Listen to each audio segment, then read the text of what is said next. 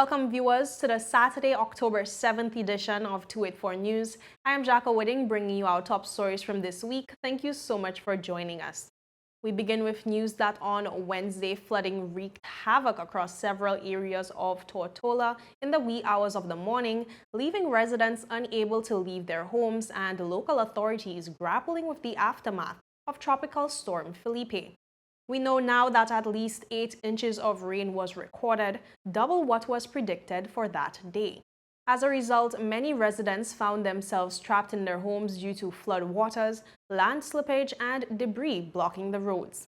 Low-lying areas such as Roadtown and its environs appeared to have borne the brunt of Wednesday's flooding, with waters several feet deep in some areas. The high levels of rainfall also triggered land slippage in other areas, including Seacoast Bay and Great Mountain, exacerbating roadway blockages on the island.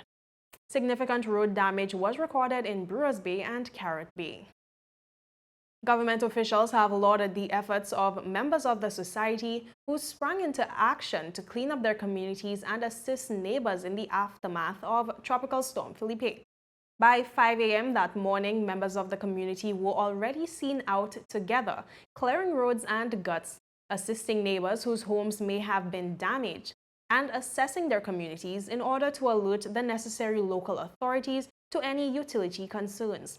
Acting Premier, the Honorable Lorna Smith, OBE, lauded the volunteers for keeping the spirit of generosity alive in the Virgin Islands.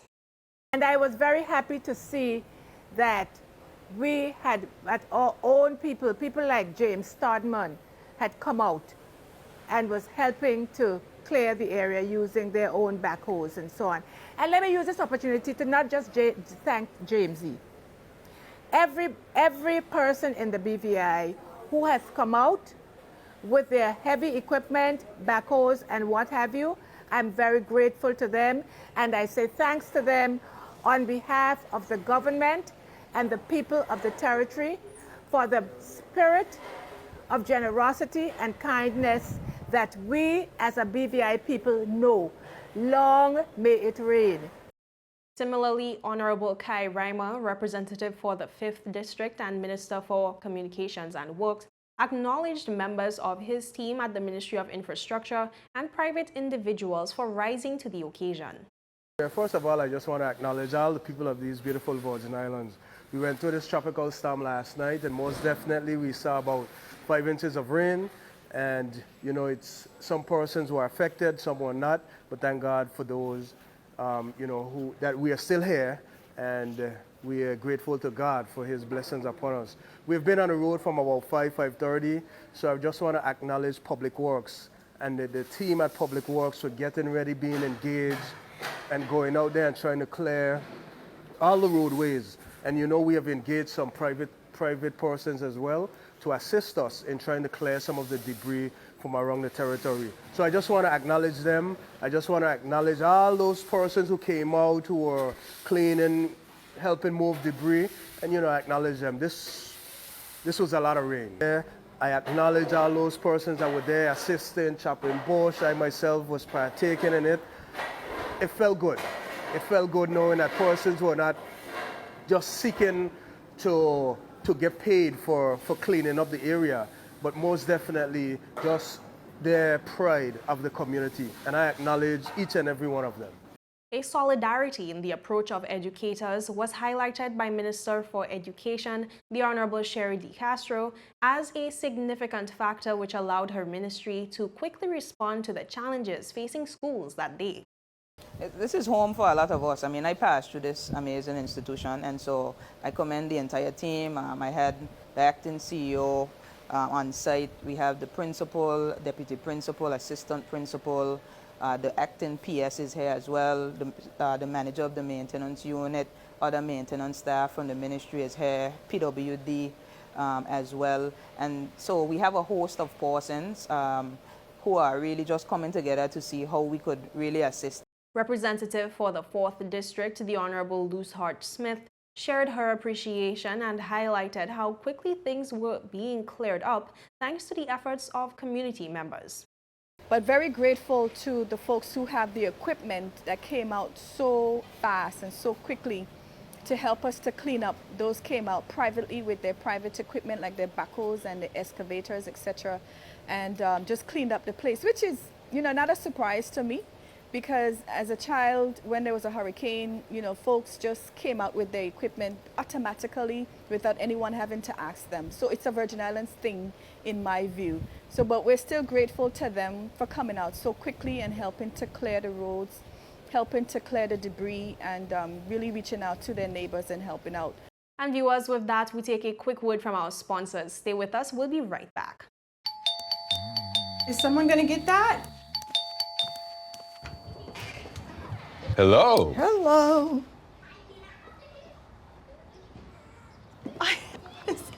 So nice of you to have cleaned up for us. Hi, baby. We're like in-laws that don't show up unannounced. Don't worry. I've got this. CG Insurance. Good like that.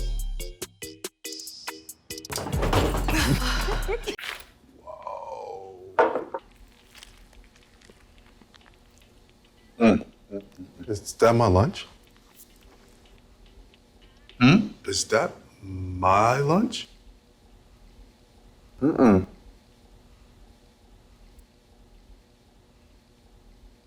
We're like the coworker that doesn't eat your lunch. I'm John. I'm John.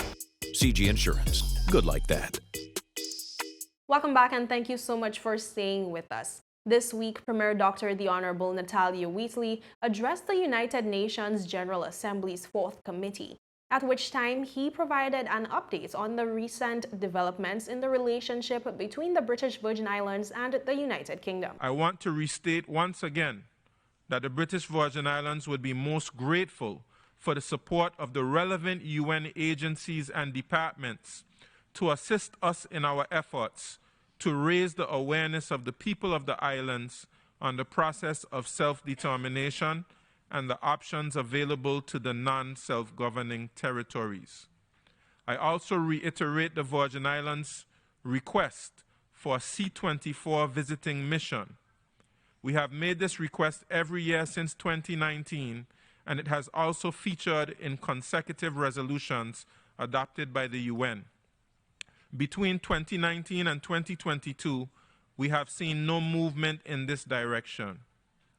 I'm well aware that the current chair of the C-24 is working extremely hard on this and has been an exceptional chair. She requires the robust support of the members of the Special Committee on Decolonization, as well as this committee, to make the visit a reality within the next 5 months. The full range of requests by the British Virgin Islands are captured in the draft resolution. I encourage this committee's passage of the resolution and also the General Assembly thereafter. But it will mean very little to the people on the ground if these requests are not acted upon. He also took this opportunity to reiterate his position on the UK's order in council, which continues to loom over the territory. The British Virgin Islands' journey on the path of self-determination continues. The greater autonomy of the territory through constitutional advances has come in stages, driven by the growth and development of the society and the aspirations of our people. The British Virgin Islands will soon arrive at another historical juncture in which further constitutional advances must be considered. Our constitutional review is currently underway and will conclude in the very near future. Reflecting on the situation on the ground and the progress made in the reform implementation process, Wheatley stressed that the government is working diligently to improve and strengthen systems and institutions of government. The key issue will be the devolution of additional powers to the elected arms of government and whether a change of political status will be sought. This preparation on the ground can be supported by the UN, that has a responsibility to assist the British Virgin Islands and the other non-self-governing territories in helping to raise the awareness of their people on the UN-sanctioned options to achieve a full measure of self-government, including integration, free association, and independence. Looking ahead, Premier Wheatley intends to further discuss the BVI's relationship with the UK at the Joint Ministerial Conference next month. The BVI robotics team is currently enjoying a positive experience as they proudly represent the territory at the FGC Global Challenge Robotics Competition in Singapore. Through their Facebook page called Team BVI First Global 2023, the team is sharing their remarkable journey through the competition, which has been marked by invaluable opportunities for learning and cultural exchange. The team has also seized the opportunity to meet with Virgin Islanders who were visiting the BVI FSC Hong Kong office. This engaging activity was thoughtfully organized by Ricardo Wheatley. In a recent video, the public gained a more intimate insight into the team members as each of them shared personal details about themselves and their aspirations for the challenge. Let's delve into their stories.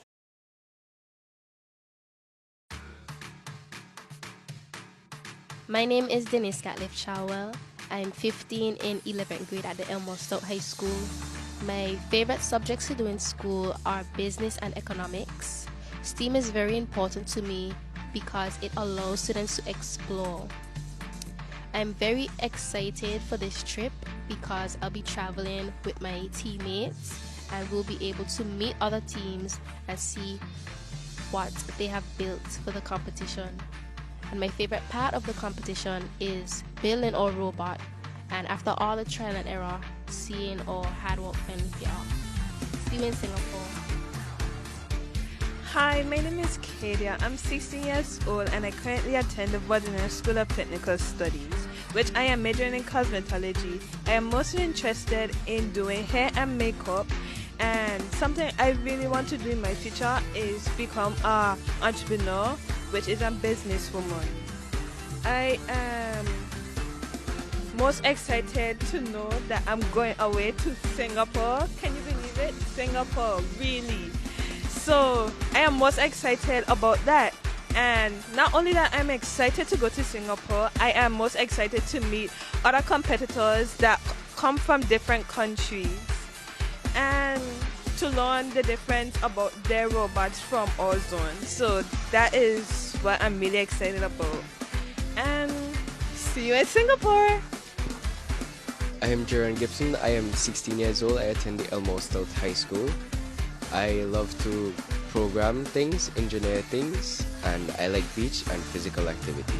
I am very excited for this fourth global competition because it helps me work more with my arms and explore further into robotics and coding. See you in Singapore. My name is Amani and I am 15 years old. I attend the Elmore Stout High School in the British Virgin Islands, and I am personally excited for this fourth Global Robotics Championship because I feel that this is a new opportunity for me. I have never built a robot before, and this is my first time actually building a robot. I think our robot is pretty good. But I would also like to see the other teams' robots because I feel that I can find inspiration in case we have to build another one. And this is also a place I've never been before, and I am actually very excited, and I'll be taking a lot of pictures. See you in Singapore. Let's go Team BVI! Go Team BVI!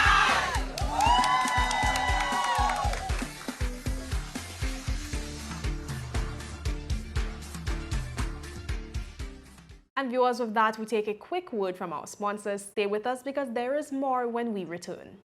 We've got it. At VI Motors, we've got it. All your vehicles, we've got it. All your auto parts, we've got it. Everything you need, we've got it. We've got oil, in stock. We've got batteries, in stock. We've got tires, in stock. Even brakes, yes sir. Yes! VI Motors, pioneering the automotive industry in the Virgin Islands since 1966 with leading brands like Toyota, Chevy, and Honda. We even do custom orders. We have all the top brands in automotive parts as well, so you know you're getting quality. Come visit us at Duff's Bottom, Tortola. Go to our website at vimotors.com or just call us at 494-2496. place. Remember, VI Motors, we've got it. All your vehicles, we've got it. All your auto parts, we've got it. Everything you need, we've got it. We've got it. This November, the sun rises on the northernmost island of the Virgin Islands and shines over an unforgettable 3-day experience. The Caribbean's most anticipated food festival, the Anegada Lobster Festival. The 24th to the 26th of November, the island's best restaurants present their best lobster dishes and other delicacies while you and 3,000 of your closest friends soak up the sun. Enjoy music from top bands, seaside activities, and win awesome prizes. There's nothing quite like the Anegada Lobster Festival. The 24th to the 26th of November. Book a room or catch a boat and be there. You'll see, it's the taste and fun you need.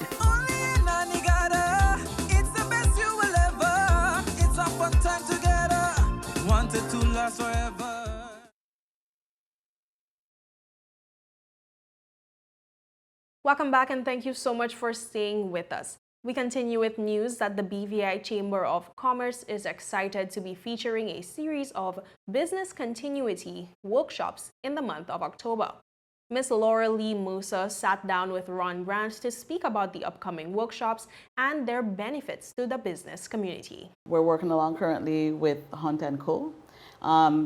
Just looking at what are the needs of businesses and not constantly doing the same run-of-the-mill. Okay. One of the things that came up in some of our discussions were people don't even realize that they have intellectual property, what that is, and that needs to be protected. Mm-hmm. So from a legal standpoint, we engaged Hunt & Co. and was like, you know, we have some real concerns, and they even shared concerns when clients come to them, and they wanted to be able to give back, Okay. to be in that space where they give of themselves and give of services, to be able to put on a series of workshops in conjunction with the chamber. So they're looking at basically, what is your legacy? How do you properly build your business? What are things you need to take into consideration? So on the 18th of October, between 3 to 4:30 p.m. thereabout, we're looking to have an introduction to a series of workshops. So it will be the first of others to follow in that series. Okay. And they're sponsoring that workshop series. And there's some opportunities also for persons who sign up and register to get some free services through Okay. Hunt & Co. following. So there'll be a slot for five different meetings where people can go Wonderful. in and they can be guided on certain things that they have concerns on or how to protect their IP and so on. Mercer also shared information on the registration process. Next week, we should have something out on the website, so we're encouraging persons to look out for that and to register and to maximize and take advantage of these resources that are being put out, because the whole emphasis is to build our medium, small, and enterprises and micro enterprises. And it's not just, again, for like developing businesses, but there are some businesses that are well established. Absolutely. But they may have, not realize or not know there is help out there. We've been in business for quite a while, but we might need to change the way we're doing things. Correct. So there are services. So they just need to maximize, or members need to maximize what's available to them, and then other persons in the community, because these events are not just for members of the chamber, they're for everybody. Okay. Of course, members get some kind of preference. They have certain resources available to them, but again, it's about people maximizing these things as they're offered. I know sometimes the challenge is that the hours, if you're working a job, but you have your business and you're trying to juggle everything. And once we know that there's a need, we can put these things on again. So if you miss something the first time around, it doesn't mean it's gone forever and you can't tap into it. She stressed the importance of these workshops for businesses who are hoping to build a legacy. You want to build a legacy, Yes. Again, building that legacy, what are you putting out? So as I said, in that very first one, she's going to touch on a little bit from each of the things that are coming up.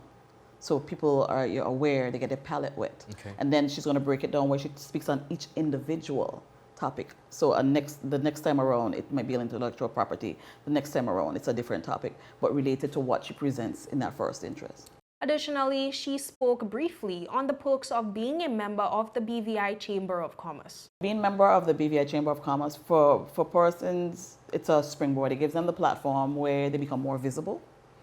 Their information is shared with membership and the wider public, because once people are people are coming through the website, once people are looking at, let's say, the Facebook pages, people are joining us on Instagram, they're kind of seeing what's going on, they're seeing who's in the space, they're seeing who's published in this month's newsletter, who this business is, what their offerings are, how do we get in contact with the individuals for this said business. So it gives that level of visibility. Persons being a member of the Chamber, because the Chamber is a credible nonprofit organization, it means then that you get a little bit more trust. Okay. You know, so again, if you're using the resources and you're tapping into them, and you're moving from I'm just having something here in a box, but no, it's properly packaged and properly branded and so on, it means there's more trust in what you're putting out to the public space. And you know, from our lunch and learns, the quick stops, from the different signature events like the BVI Trade Expo, to the business awards, various workshop series that go on throughout the year, the BVI Spring Regatta. There are all these things that we're involved in, and it gives us the opportunity for people to be able to tap in. So as members of the Chamber, again, you get that visibility. You get to put your information out there. You even get to be a part of building up your economic fabric, because where businesses that are members can offer their services to other members, can partner with the body inside the Chamber to put on workshops. You can tap into the expertise. There's a lot of expertise across the board, so we can tap into that. So what people need to do is to visit our website. There's a lot more information. So you want to visit the website. You can, you know, if you have a particular question, you can message info@bvichamber.org. You can reach us at 343-3513, so you can call the office. Persons are also welcome to come in and visit the office. Over this past week, we've had some young people come in that were very interested in becoming a part of the trade show, and we had them they even signed up as new members. Wonderful. And so, you know, it's an exciting time, it's an exciting space. For the full interview, visit all 284 media platforms. Now, viewers, this is our final story for the evening, where BV Islander Sharonda Pickering will be gearing up for her debut game in the Slovenia Cup on Saturday, October 7th, after recently signing a new team contract to mark her second professional volleyball contract. Pickering spoke to 284 Media in an exclusive interview on this development. I'm thankful to be playing now at Ankaran, Slovenia. It's definitely exciting. It was definitely a oh my gosh moment. I'm just happy that I was given this opportunity. The pro volleyballer also spoke about how this opportunity came about. Everyone knows I love the sport of volleyball, so in a collaboration of just vacationing and enjoying Europe, I decided to go on a volleyball tour. I have done this tour in, I think, 2020 with my FGCU volleyball team, in which we came over here, we practiced a little, and we ended up playing a few games with younger national teams over in Croatia, in Hungary, and then we had the opportunity to visit Italy. So I contacted those people from that same exact tour to have an opportunity to do that again. So I came over here in July, and I had the opportunity to team up with players from the United States of America, and then I was able to join a team, and then we ended up doing a similar tour in which we were able to visit Slovenia, Croatia, and then later on Italy. While in Slovenia, we were able to just practice as a team and build team chemistry, but the tournament itself was in Pula, Croatia, where it's a girls' world is the name of the tournament. So we ended up playing in that tournament, and at that tournament I was scouted by a Slovenian coach, in which he actually wanted me to come and play professionally on his volleyball team. He was the assistant coach of the current team that I now signed with. So I had time to just go back home, finalize my decision as to I really want to do this, if I want to revamp, I would say, my athletic career, and I was given the opportunity to do that and to come back and play in a professional league. So I'm really thankful for that opportunity. Speaking about her expectations this season, Pickering said that she believes it will come with its challenges, but she said her goal is to keep pushing herself to perform at the top of the game.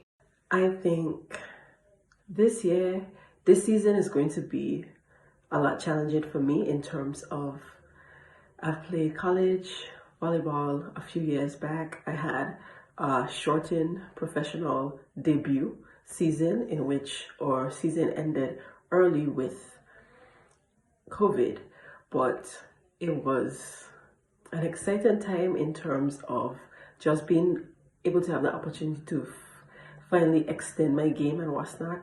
This time it will be an opportunity to get back into that feeling, get back to play at that level, be able to actually finish a full season of it. So I'm excited to see what this season brings. I'm excited to just go out, have fun, get that thrill of it again. As it relates to her acclimatizing to Slovenia, Pickering foresees no major challenges. In Slovenia, I was told that they learn English in school. So everyone in Slovenia speaks English. So their native language, which is Slovenian, is always their first choice. So people would greet you and start having conversations with you in Slovenian. But overall, once I start to speak English to them, they will then switch and they'll have conversations with me in English.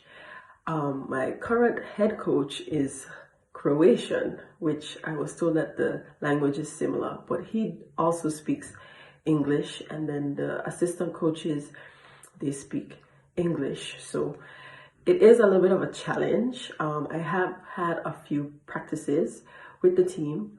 For the most part, they go in between the languages, but everyone on the team, whether players or coaches, are always willing to translate information. So I'm not at a disadvantage, but I don't get the full zest of the message just because the emotions and stuff are a little taken out of it.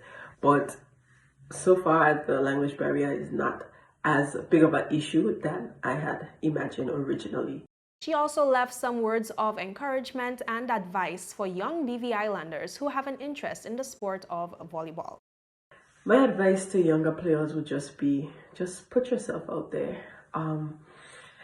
From young, I was given an opportunity to just have fun, play volleyball. I never thought that volleyball I would make it this far in volleyball. In some ways, I'm still in disbelief that I am this far. Just put yourself out there, just continue working hard. The hard work do pay off. You have to have a mind, a body, a focus. You have to know what you want and just go out and go after it. You never know. Don't let your fears or anything hold you back. Just believe in yourself, and others around you will believe in you too. I encourage anyone, even if you want to start volleyball tomorrow, do it. It'll be fun. If you don't like it, then you could try something else. Just be open to trying new things and put yourself out there.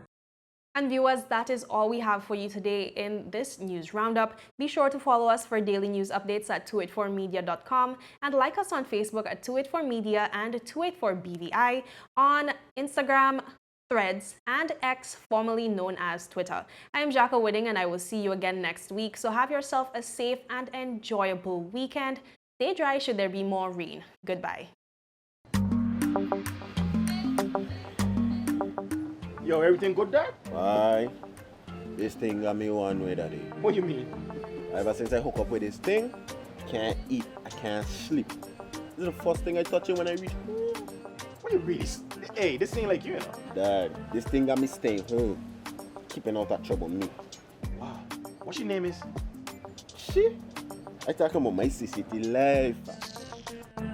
Don't worry about missing your favorite series, sports, news, and local programming. Come to CCT today and sign up for CCT Live to access over 80 channels. CCT Live. Bring it home. 1 month free trial turn into 5. 5 months turn into, well, you know I hustle. I watching ball. I been watching football. Dad, Nickelodeon, Paw Patrol. I am hooked. Hook, I tell you.